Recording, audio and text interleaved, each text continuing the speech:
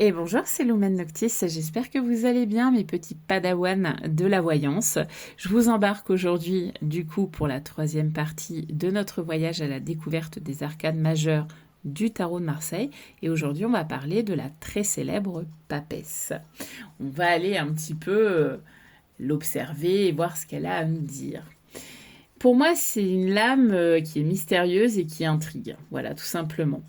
Moi, je me demande pourquoi on représente ici une femme qui tient un livre, pourquoi elle est assise alors que le battleur, lui, était debout, pourquoi elle semble attendre et qu'est-ce qu'elle attend. Et surtout, pourquoi cette carte parle autant de connaissance, de silence et de patience. Si tu penses que la papesse représente uniquement une femme ou une voyante, bon, bah, tu vas passer à côté de toute sa richesse symbolique, hein, parce qu'elle est bien plus complexe que ça. Alors aujourd'hui, bah, je te propose d'oublier les mots-clés tout faits et puis on va apprendre à lire cette carte comme un véritable cartomancien. Je vais te faire bénéficier un petit peu, là aussi, encore une fois, de mes connaissances. Donc, avant toute chose, on observe. Comme toujours, avant de chercher une signification, on va regarder la carte comme on l'a fait pour les deux précédentes. La papesse, comme tu le vois, elle est assise et contrairement au battleur, elle ne fait rien. Elle n'est pas en train de construire quelque chose, elle ne montre rien, elle attend. Voilà. Elle tient un livre entrouvert sur ses genoux et elle porte un voile. Sa robe, elle est composée de plusieurs couleurs. Elle possède une triple couronne, donc plutôt à 3 étages si tu préfères. Et surtout, elle regarde devant elle sans véritablement chercher le contact. C'est un peu comme quelqu'un qui laisse un peu son regard se perdre. Elle n'est pas spectaculaire, voilà, cette carte. Elle invite plutôt au calme finalement. Et la première leçon de la papesse est déjà là. Il faut observer avant d'agir. D'ailleurs, c'est exactement ce qu'on est en train de faire. Ensuite, l'autre symbolique qui est présente, c'est le chiffre 2. Après l'énergie explosive du battleur, qui représente le potentiel et l'action, vient le temps de l'apprentissage. En fait, le 2, c'est le chiffre de la dualité. C'est par exemple la dualité entre l'intérieur, l'extérieur, la conscience et l'inconscient, les paroles, le silence, l'action versus la réflexion. Le battleur, lui, il expérimente et la papesse, elle comprend. Elle nous rappelle qu'on ne peut pas construire quelque chose de solide uniquement avec de l'enthousiasme et de l'envie. Il faut aussi prendre le temps d'apprendre et de consolider ses apprentissages. On a donc le livre, comme je te disais tout à l'heure. Il n'est pas complètement fermé, mais pas complètement ouvert non plus. Et ce détail change tout. Pour moi, ça montre que la connaissance existe, mais elle ne elle ne se donne pas immédiatement plutôt. Elle demande du travail, de l'observation, de prendre du recul. Bon, aujourd'hui, si on fait un parallèle avec ce qu'on vit dans notre société, on est dans une société où tout doit aller vite. On veut, par exemple, certains se reconnaîtront, apprendre le tarot en 3 leçons, alors que c'est bien plus complexe que ça. On veut devenir parfois expert dans un domaine après avoir lu 2 citations sur Insta, tu vois. Ça arrive souvent. Donc, la papesse, elle nous répondrait face à ces situations modernes, à mon avis, quelque chose comme prends ton temps. Parce que la vraie connaissance, c'est pas celle que tu accumules, c'est plutôt celle que tu intègres vraiment et qui te sert dans ta vie et dont tu peux te servir au fil du temps et qui peut être un vrai appui dans ta vie, quoi. Bon, ensuite, on va parler de ce voile. On voit, il est derrière elle. Alors, déjà, ce qu'on peut dire, c'est que dans de nombreuses traditions ou conventions, on va dire, le voile sépare souvent le visible de l'invisible. C'est pas un mur, hein, c'est pas un mur opaque et compact. C'est pas non plus un secret absolu. C'est plutôt comme une invitation. L'idée, c'est que tout ne peut pas être compris immédiatement. Certaines réponses demandent de la maturité. Et je trouve que c'est une belle leçon, surtout dans l'univers de l'ésotérisme finalement. Cette carte, elle parle beaucoup pour moi justement aux voyants, clairvoyants, enfin voilà, aux médiums. Parce que souvent les personnes qui arrivent à nous cherchent des réponses extraordinaires, alors qu'elles n'ont tout simplement pas encore compris les réponses les plus simples qu'elles ont pourtant sur leurs yeux et qui sont évidentes pour le coup. Bon, ensuite, on va aborder le sujet de cette couronne. Donc, comme je le disais tout à l'heure, c'est une triple couronne. Ça symbolise souvent plusieurs niveaux de connaissances. Il y a, par exemple, le monde matériel, le monde intellectuel, le monde spirituel.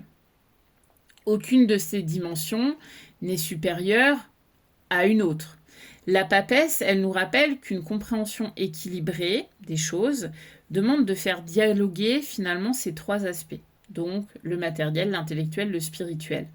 Une intuition sans réflexion peut devenir une croyance. Une réflexion sans intuition peut devenir très froide et finalement très peu compréhensible. Et une spiritualité sans ancrage peut vite nous faire perdre le sens critique et le discernement. Donc je pense que c'est précisément là que réside justement le discernement, c'est du coup de trouver une sorte de spiritualité bien ancrée. Voilà, donc ça, on pourra aborder le sujet dans d'autres vidéos, mais là, en tout cas, la papesse, c'est ce qu'elle nous dit. Alors, la papesse dans sa lumière, donc quand elle tombe à l'endroit ou quand elle est en position positive, on va dire dans un tirage. Tout dépend du type de tirage que tu choisis. La papesse, elle peut ici représenter quelqu'un qui apprend. Ça peut aussi représenter la formation, les études, la patience. Elle représente aussi la discrétion, la réflexion, bien évidemment, la préparation, la recherche. Elle représente aussi une intuition calme qui ne cherche pas à être impressionnante. C'est une carte qui nous dit souvent, tu n'as pas besoin d'aller plus vite, tu as juste besoin d'aller plus en profondeur, ce qui est assez différent pour le coup. Si on prend la papesse dans son ombre, donc quand elle tombe à l'envers ou qu'elle est positionnée à l'endroit, sur un positionnement négatif, comme toutes les cartes, elle possède donc une face aussi plus difficile finalement. À force d'apprendre, on peut ne jamais agir. Voilà, on peut rester dans l'apprentissage et jamais passer finalement à l'application de nos apprentissages. À force d'attendre le bon moment, on finit par laisser passer toutes les occasions et toutes les opportunités. À force de réfléchir, on peut transformer chaque décision en casse-tête, en prise de tête, quoi. La papesse peut aussi parler des secrets, des non-dits, d'informations retenues, voilà, de choses qu'on ne dit pas, ou ça peut aussi représenter une personne qui garde tout pour elle, tu vois, qui est un peu dans cette démarche de ne pas vouloir trop parler, qui est taiseuse. La connaissance devient alors une sorte de protection, voire même un refuge, pour pas dire un château fort. Voilà, concrètement, quelque chose qui est... ou un bateau insubmersible, tu vois, c'est un peu l'idée. Bon, la papesse dans les tirages maintenant. Alors, dans le sentimental, elle peut annoncer une relation qui évolue lentement.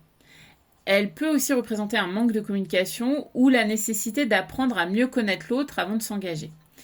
Professionnellement, elle évoque surtout une formation, en tout cas une période de préparation.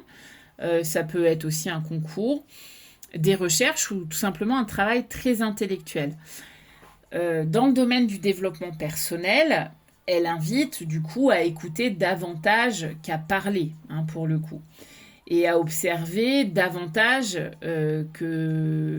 qu'à agir finalement. Et aussi à accepter que certaines réponses arrivent avec le temps et pas dans la précipitation, que ça prend du temps. Si je devais résumer la papesse en une seule phrase, voilà, que tu peux noter dans ton carnet de suivi si tu en as un et que tu as écouté mes conseils, voilà, mais il n'y a pas d'obligation, tu le sais. Je te dirais que le battleur apprend en faisant et la papesse, elle apprend en observant, voilà. Dans un monde où tout nous pousse à aller vite, elle nous rappelle que la profondeur demande du temps. Bon, la prochaine fois, on ira découvrir l'impératrice. Et tu verras qu'après avoir appris et intégré, vient enfin le moment d'exprimer ce que l'on sait. Parce que tu le sais, il y a une logique dans le tarot de Marseille, bien évidemment. Ça te raconte une histoire. Bon, en tout cas, je te dis à très bientôt et n'hésite pas, hein, si tu as des questions, n'hésite pas à commenter, je répondrai à ton commentaire. Et voilà, n'hésite pas à interagir avec moi, à partager cette vidéo et à soutenir mon travail par un petit pouce.